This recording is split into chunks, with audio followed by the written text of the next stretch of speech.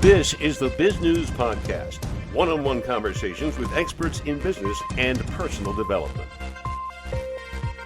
With home prices rising daily like rocket ships, is it still possible to make money buying and selling homes? Mike Wolf, a Canadian who says he's keen on investing in homes in the United States, says yes. Mr. Wolf says he's done over 3,000 transactions over the past 32 years using teams scattered around the country. He says he's made every mistake there's to make, but success has outweighed failure. We caught up with him for this Bizgnus interview while he was in Orlando, Florida, checking out possible acquisitions in the Sunshine State. Mike, you have made a fortune in real estate. Is it real estate that is commercial or residential or a combination? Largely residential. Residential is my specialty, and I've been doing it for around 32 years. Why not commercial? Well, there's absolutely nothing wrong with commercial, and so I would never criticize somebody that's doing commercial.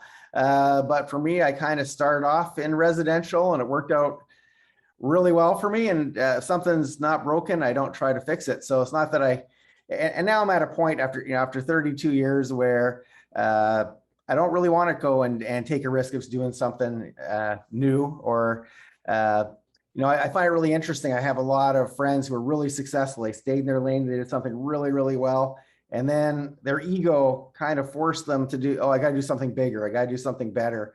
And then they quite often lost their fortune and had to rebuild. And I'm a grandfather now. I don't want to rebuild. I want to enjoy life. So Mike, you don't look that old to be a grandfather. I wish I wasn't, but tell our audience, how did you get started in this? It was a really good mistake. I had no intentions of being a real estate investor. I didn't even know what it meant. Middle of grade 12, I did not know what I wanted to do the next year once I graduated from high school. And my parents were always instilling in me, doctor, lawyer. Mike, you got to be a doctor or lawyer. And I'm terrified of blood. So doctor was off the table long ago. But lawyer looked kind of exciting because you see those shows on TV and the lawyers have the fancy offices and that looks kind of glamorous. So anyway, I went down the path of getting my first degree. And with that came a whole bunch of student loans. And I decided, you know what, before I go back, I want to pay these things off. And a buddy of mine, his mother was a manager at the phone company. So I thought, okay, well, I'll go work there, pay off my loans. While I was there, I managed to get my credit score pretty good and bought my first home to live in. And shortly after I did that, my mortgage broker calls me up and goes, Mike, if you want, I can get you another mortgage if you want to buy a second property. And I'm thinking, why do I want a second property? I'm like a single guy. What am I going to do with another property? He goes, well, you buy it, you put tenants in place. After 30, they're paying down your mortgage for you. They're paying all the bills. And after 30 years, this thing is paid off and that's your retirement. And I go, okay, that kind of makes sense. So I did that and continued to work at the phone company. A couple of years later, the market took off and the rest was history. That was the first time in my life where I really knew what I wanted to be, not what my parents wanted me to be. And so I did what any smart kid in his mid-20s would do. And I immediately quit my job at the phone company because I had all this equity. My mother kept saying, get your second degree so you have something to fall back on. Then if you want to pursue real estate, at least you'll have something to fall back on. I said, Mom, don't worry. I've got this. I know how to be a real estate investor. And it's kind of good I told her that because the next deal, I lost almost all of what I made because I didn't really know what I was doing. The first deal I made money because of luck, not because of skill. I just thought, oh, well, how hard would it be to duplicate that? Now, of course, I didn't have a job anymore and I needed paychecks a lot quicker than every 2 years. So anyway, when I lost most of my money, I could not tell my mother she was right. And yeah, I should have gone back up my second degree. So I basically hired a mentor to show me how to do it properly. And the rest is history. But if it weren't for me telling my mom that I knew everything there was, being the god of real estate investing, if I wouldn't have told her that, I probably would have just gone back to school and maybe we'd be talking about law now instead of real estate. So, but it was a really good mistake that's led me on an incredible journey. And I still wake up excited every day. After 32 years, I still wake up excited to do it. Now, if you own property and you're renting it out to tenants, you also have tenant problems. Isn't that a real obstacle for an awful lot of people? They get so wrapped up into that. Well, that is a very important point because, back in the old days, I used to manage my own properties and I would get those calls at 2 a.m. with a leaky toilet and things going wrong and tenants not paying. I dealt with that. And then I got smart and, we get into real estate to create freedom for ourselves.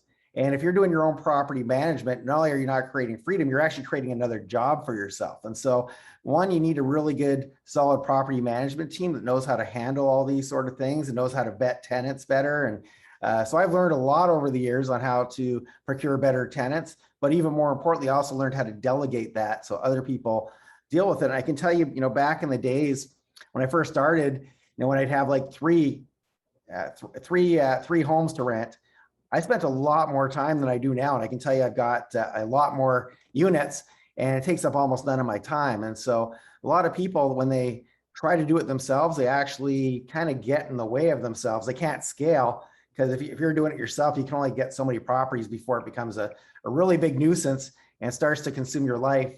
And so I can tell you, it's all about having great teams, being good at delegating and giving up the control, because us entrepreneurs and real estate investors, we tend to be control freaks. And the sooner you get over it, the better off you are. I can tell you from experience. That was 2012, give or take, when you got started in this? I got started 32 years. What year are we? Like I got started like in 1989. Oh, 89, so, even further back. My math has never been good. I got started in the late 80s, early 90s. And so I've seen a lot of different things happen. Obviously went through 9/11 and different crashes. And now, of course, the pandemic.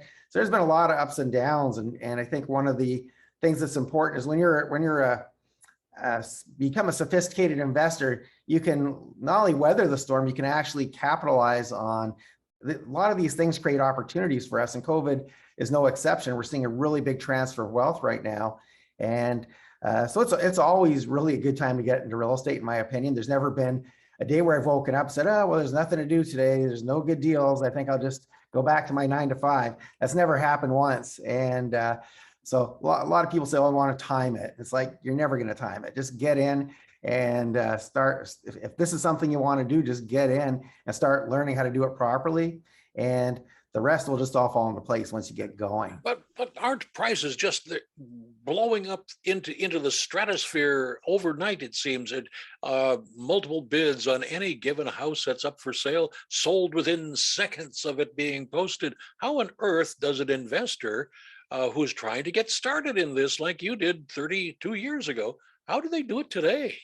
Well, there's a few different things you have to look at. And the stuff that we're seeing, people fighting over properties, that's happening on the MLS. That's not typically how I find properties. For me, I look for distressed sellers. I look for, well, just consider this. I'll just teach you one of the things that I do. And it's something called tax deeds. And what a tax deed is, when somebody hasn't paid their property tax in a number of years, the county will eventually put their home on the auction block because they need that money for their schools or hospitals, et cetera. And, I've had some of my students, I had one of my students pick up a single family home at this auction for $7,200. And to give you an idea, the home back in those days rented for $900, now probably rents for $1,200 or $1,300, but he got it for $7,200. And that's not like an anomaly. I've had lots of students get stuff under 10K, 15K, but consider this, during COVID, these auctions were shut down. And so for a year and a half. So imagine how many homes would have changed hands at this auction that didn't over that 18-month period. And now the counties have to make up for it. So they have a really huge supply of properties. So it's the exact opposite of the stuff you're seeing in the media where, oh, it's impossible to get a home. There's an abundance. There's a whole bunch of people in trouble. And, one of the things that I love to teach my students and other people that want to get into real estate, I don't even like the term real estate investor because I don't, it's just a very vague term. There's a million different ways to make money in real estate. If you say you're a real estate investor, it's kind of like saying you're a doctor. Well, are you a surgeon? Are you a dentist? Are you a chiropractor? What kind of doctor are you? So if you say you're a real estate investor, it doesn't really let me know what you do. But the one thing we all have in common, I think, is that we're problem solvers. And we're there to help. The more problems you can help solve, the more money you can make and the more win-wins you can create. So when you have something like COVID where people are losing their businesses, they've lost their jobs, well, there's gonna be a lot of people that can't make their mortgage payment. So The goal is to try to track them down before they lose their home to the auction, come up with a solution for them. And quite often that involves buying their home, quite often at a discount, but leaving them hopefully in a much better spot than they would have been had you not met them. And so there's a ton of opportunity there right now. And there's more and more as, COVID continues to do its thing. And as the stimulus packages stop happening, there's going to be a lot of opportunity. And so once again, the media, I never trust the media. And I tell you, a lot of the stuff that they talk about already happened. Like when you're on the front lines and I'm reading something in the newspaper, it's like, yeah, that was like 8 months ago. It's like, so you're reading yesterday's news. Even if it's today's newspaper, you're reading yesterday's news. And a savvy investor knows what's going on, where the opportunities are, how to find them, and how to, once again, create win-wins for these people that need our help. Mike, beyond looking for the legal ads in the paper for the auctions, does the neophyte investor have to have some sort of crafty network of people who just know where things are? And if so, where do you find those people? Well, actually, you don't. I mean, you do want to have a team. And so, for example, my favorite auction takes place in Houston, Texas. I don't live in Houston, Texas, but that's my favorite auction. And so, and by the way, don't go to that auction if you don't know what you're doing. You will lose your money. I just want to give you that disclaimer. You need to learn how to do it properly. But anyway, I've taught people from as far away as Australia, and they don't have to fly to Houston, Texas every month to go participate in this auction. I have a team on the ground that actually goes and bids for them. I've got people on the ground that goes and views the properties, helps with the title to make sure everything's safe. There's a whole lot of moving parts that you need to do before you attend an auction. And having a team on the ground allows you to do things way more efficiently and participate perhaps in numerous auctions instead of just one. There's only one of you. So once again, we are often the bottleneck in our businesses. But the great thing about the US, and I'm Canadian, I do all my investing in the US, but in Canada, we have something called the Privacy of Information Act. And that means that you can't just publish a list of people in foreclosure. You're not allowed to do that. It's against the law. In the United States, you have the Freedom of Information Act, which means that this stuff is publicly displayed. And there's websites that actually have a list of all these homes going for auction. And so for me, the auction takes place in Houston. There's there's thousands of auctions across the United States. But this particular auction, it takes place on the first Tuesday of every month. It's live. And they publish around 3 weeks in advance, they publish a list of people whose homes are going up for auction. So to your question not too long ago, well, how do you find deals? Well, there's a whole list of people that need our help. And so one of the things you can do is contact these people before their home goes for auction, come up with solutions that are a win for them, a win for you. Sometimes it involves bailing them out, helping them not lose their home to the foreclosure auction. Sometimes it involves buying their home. Sometimes it involves, there's a whole bunch of different potential solutions. And the more of those you know how to do, once again, the more money you make. But this stuff is publicly available. It's not some sort of hidden thing. It's not some secret club. There's no secret handshake. It's right there on the web and easily accessible. Now, some places they make it a little bit more difficult to find, or some places you have to pay for it, a small amount, but it's very easy access. Anybody can get it, and you don't have to watch the newspaper to see those ads because everybody's seeing those ads. Now, if you go to any auction, whether it's for a home or pottery, the winning bidder always paid more than anybody else was willing to pay. Is that smart or not? Well, it can be smart depending on what the other people are willing to bid. And so I've seen people make huge mistakes and way overpay for a property. But you got to remember, at each of these auctions, sometimes there's hundreds, sometimes thousands of properties changing hands in one day. And so some of the, even the people with deep pockets, everybody's got a limit. And so usually at the beginning of the auction, there's a lot of money floating around. And then as people purchase a property or properties, they start to run out of money and then they can't bid anymore. And so sometimes it's the timing of when something happens to go up on the auction block. But in general, it's really a numbers game. If you do this, if this was your main strategy, if somebody put a gun to your head and said, the only way you can make a living from now on is to go to auctions, I guarantee that if you're consistent and do the work, you will get properties. Now, if you just pick one property and it's the prettiest home with, the nicest picture, yeah, everybody's going to fight over that property. In real estate, if you're looking to make money and you're doing this as a business, It's not about the prettiest home. It's about the one that's going to give you the nicest paycheck at the end of the day.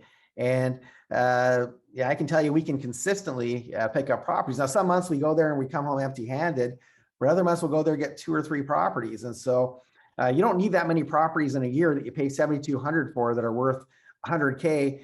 If you do 1 or 2 of those a year, you're pretty much set.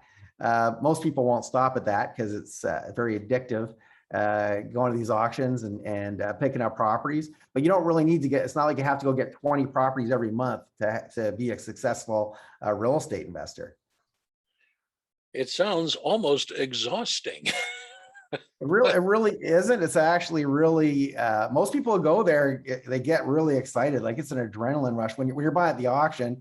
But once again, it doesn't have to be you. If you did find it exhausting, once again, I've got people on the ground that do it for me, because it allows me to be a lot more scalable. If I have other people that are going and bidding, I don't have to fly to Texas. I could be anywhere in the world. I could be lying on a beach somewhere and still making money. And this stuff all happens for me. And so, real estate can be exhausting. There's a lot of moving parts. There's work involved. It's not get rich quick. There is work involved. But the smarter you are, the smarter you work instead of the harder you work, the more money you make. And that's some of the stuff that I love to teach people. Now, Mike, do you teach them to buy and then flip the homes after they put a fresh coat of paint on the walls, or buy and keep to have tenants? Both. It really just depends on where they are, because to me, there's kind of a series of things you want to do to create financial freedom for yourself. And when you're first starting out, like, I get some people who come to me and they say, "Hey, Mike, I hate my job. I can't do it anymore. I'm so sick of it. Show me how to make money in real estate." And some of them are coming to me with very little or no capital, and that's fine, because there's definitely some ways to get properties for sometimes with no money, literally no money. But if you look at these auctions, like I said, I've had students get, and those are single family homes. We're talking 7,000, 8,000, 10,000, 12,000. But I also have some of them that are buying vacant lots, empty lots, for 200, 300, 500, and they're going and selling those to builders for $7,000, $8,000. And so you don't need a ton of money. But so for somebody just starting out, sometimes you got to trade your time for money a little bit to get in the game, get a little bit more money under your belt. But the end game for everybody, in my opinion, is to eventually have enough rental properties that are managed by somebody else. So now you have financial and time freedom, managed by somebody else, that are spitting out paychecks at the end of every month without you having to trade your time for that money. And so as an example, one of my clients that I've helped, he's a dentist. And when he first called me, he's around my age, which I'm 56. I'm going to be 56 in a few days. And he's around my age. He said, I've been doing dentistry for a long time. I still have a passion for it. I still love doing it. But guess what? I can't see. When I look inside somebody's mouth, I don't see as well as I used to when I first started. And my back hurts from leaning over all day. And so he still loves what he's doing. But instead of continuing to do it, I'm now working with him to help him sell his practice. He's going to get quite a few $1 million for that practice. And then he's going to take that money and make that money work for him. He doesn't need to go and flip homes. He can go straight into deploying that capital into buying properties that spit out that paycheck. And that to me is everybody's retirement should look like that, because if you have the right. Mike, it sounds like you've got the title for your next book, The Case of the Nearsighted Dentist. Mike, everybody who's successful has had mistakes along the way. What have you learned from your mistakes? And can you give us an example of maybe the one that you toss and turn about at night? Well, how many hours do we have to talk about mistakes? Yeah, I mean, like anybody else, especially when you first start, you make a lot of mistakes, but hopefully you learn from them. So my most expensive mistake, I had a property a long time ago. This is when I used to manage my own properties, which never do that, but I managed my own property. And I was showing one of my homes to different prospective tenants, and chose one because he seemed really good, and it seemed like he was going to be like really easy to work with. And anyway, he gave me 12 post-dated checks. Every month I'd cash them. They cleared, no problem, until probably the 9th one. And he never called. He never called for repairs, never called for anything. I go, man, this is like too good to be true. But I thought, I'm not going to call him because this is good. I don't want to stir anything up if there's no problems. Anyway, around the 9th month, the check bounced. I go, that's so weird. Like, he never bounces checks. So I tried calling and his number was disconnected. So then I went to the house, rang the bell. There was no answer. So I left a note saying, hey, Joe, I'm just making up the name. Joe, can you give me a call? Your check bounced. I'm sure it was an oversight because you never bounce checks. And I waited. He never called. So I went back another time, rang the bell. Still no answer. So I put a sign on the door saying, I'm giving you 24 hours notice. I'm going to come in tomorrow at such and such a time. So call me and let me know what's going on, or else so I did everything by the books legally. And the next day, sure enough, I went in there and this tenant was long gone, but what he left behind was remnants of a grow op. He was growing drugs in my house. And I don't know if you've ever had anybody, hopefully you haven't ever dealt with that, but what happens, they need a whole bunch of heat lamps, and that creates a whole bunch of moisture and humidity. And to make a long story short, my home was filled with black mold, and you can't put somebody in that home. And so to make a long story short, $75,000 later of fixing up this property and having it inspected to make sure it was safe, going through all that work, I learned a lot of things. First of all, that 75,000 stung, but at least I had the 75,000. If I wouldn't have had the 75,000, it would have put me into bankruptcy. I would have lost the home, and that would have been the end of it. And so, but a couple of things that I did as a result of that is I started to think, one of the things that I do is I have turnkey properties, meaning that I've already bought them, fixed them, put tenants in place. My property management team looks after them, and we sell those to investors all over the world. And we're doing that mostly in Atlanta these days.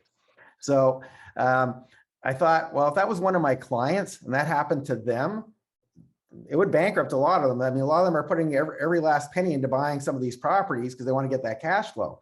And so, one of the things that we implemented is in every rental contract that we do now, it basically says that we're coming in every 90 days. And we say it's to check change the furnace filter and the batteries and the smoke detector. There's two reasons. One is because we can see what condition the property is in and what they're doing. But even more importantly, if somebody's planning on doing something they shouldn't be doing, they're just not going to pick your property. They're going to go to somebody else's property. And then the second thing we do now as a result of that is, so we do look at all the references, check make sure they don't have a criminal background, make sure that their credit's at least moderately good, that they pay some of their bills. Because I mean, if they paid all their bills on time, they'd probably be homeowners, not renters. But anyway, we actually do all that. But before we call them and say, hey, everything's great, come get the keys, we actually will go to where they live. We don't tell them we're going to do that. We show up where they live and say, hey, we just need one more piece of paper signed. The real reason we do that is we want to look inside where they're currently living. And, if there's things we can't check. We can check their references and say, yeah, they're great people, great tenants. Sometimes the previous landlord just wants to get rid of them, so they'll say great things. But what we can't tell is, well, maybe they have 10 dogs. Well, when you get to their house, if there's 10 dogs running around the backyard, that's what they're going to be bringing to your home. Or if the home is trashed inside, whatever they're doing to that home is exactly what they're going to do to your home. And so we just put better systems in place, and it allows me to provide a better customer service experience for all my clients, mitigate a lot of the risks. So all the mistakes that I made, and that's just one of like millions, but everything where I made a mistake, I like to think that I learn from my mistakes, and I don't like to make the same mistake twice. And I always try to figure out, well, how do we make sure this never happens again? And so I look at, and I wouldn't have said this at the time that this happened, but I look at all these things as, okay, well, these were important lessons. Now, at the time that I got that $75,000 bill to fix the home, that didn't feel like a lesson. That felt like, anyway, we're not going to go there. It hurt a lot. But these are all things that have allowed me to get better at what I do, come up with better systems, better teams. And that $75,000 lesson has probably made me literally millions of dollars since, by doing things smarter and also helping my clients have a much safer experience when they buy properties. Well, Mike, I suspect you've got a website. I do have a website. I'm not that, I'm actually, well, if it was me making it, we wouldn't have a website, but I have smart people on my team. And so it's actually MikeWolfMastery.com, MikeWolfMastery.com. And that mastery refers to what? Well, to me, it's all about mastering stuff. I see a lot of people come to me and they say, I dabble in real estate. And it's like, Would you ever go to a doctor that was dabbling in medicine? No. So why should somebody go to you if you're dabbling in real estate and sell their home to you? So to me, it's all about doing something and sticking with it. Not a lot of people, they try something, they don't get an immediate result. And then, oh, I've got to try this next strategy. And then they keep going from strategy to strategy to strategy. They never see anything through to completion, never actually get paid or help anybody. It's just they start and don't finish. And so to me, it's all about mastering things and seeing it through. And just a lot of people get into real estate because they think it's get rich quick. And I can tell you that real estate can definitely make you wealthy and give you financial freedom. If you do it at the right time, freedom, it can give you all the things that you love, but it doesn't happen overnight. And most people don't have, a lot of people, especially these days, don't have the patience to see things through. Mike, what would you like to add for our listeners and viewers that we haven't had a chance to talk about? Well, I think the biggest thing that I would say to anybody is, even if you don't want to be a real estate investor per se, if you don't want to be on the front lines looking at deals and going to auctions, every single person needs to invest in real estate. One, for the cash flow, because you can replace your income effortlessly and passively, number one. But number two, the richest people on the planet all invest in real estate. Like, so look at Warren Buffett. He doesn't need the cash flow from his real estate. That's just a bonus. And he doesn't even need the appreciation, which is another awesome thing that real estate does. But what he does use real estate for legally is to reduce his taxable income in all his other ventures.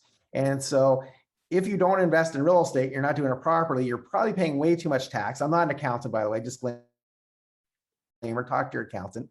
But I can tell you that a lot of the richest people in the world use real estate as a way to keep a lot more of what they make.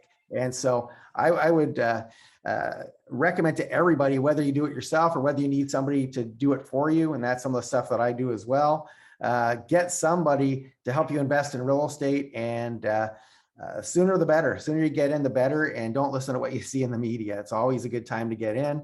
Sometimes you just have to be a little more creative and you have to do things a little differently. You've been watching the Bizgnus podcast. We welcome your input.